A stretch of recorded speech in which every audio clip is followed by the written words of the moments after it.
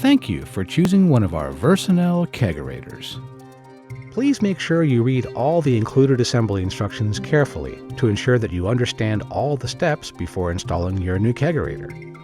If after completing the process, you're still unsure whether the beer dispenser has been properly installed, we recommend that you contact a qualified installer. Empty the inside of the cabinet completely and lay the beer dispenser down on its side. We recommend that you use a piece of cardboard or cloth underneath the cabinet to prevent any dents or scratches. Insert the casters into the holes on the bottom corners of the cabinet. Tighten each caster by turning the head of the bolts clockwise with a wrench.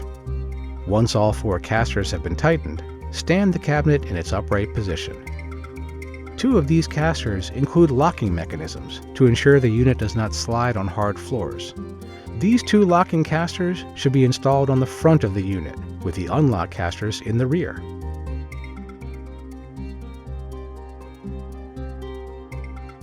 Remove the rubber washer from the beer tower hole plug to install on the bottom of the beer tower. You'll have to pull the beer line through this washer during installation, and you'll see the beer line is extra long. This minimizes foaming when you're pouring from the unit.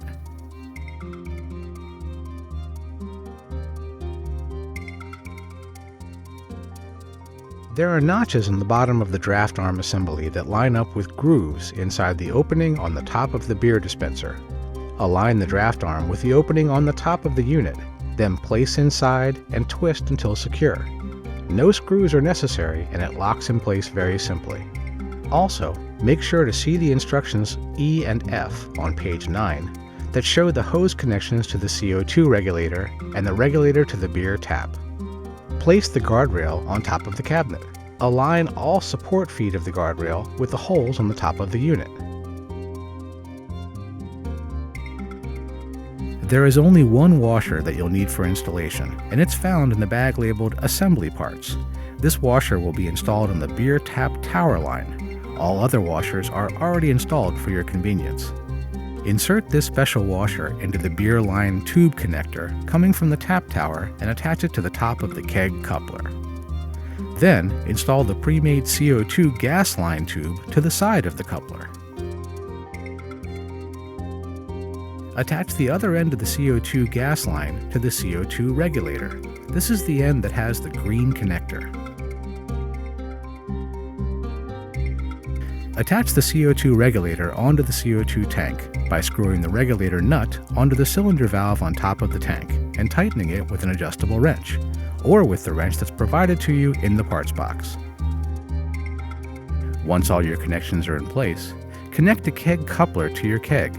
Make sure the black handle is in the up unlock position when you start, and then push down to open the seal on the keg.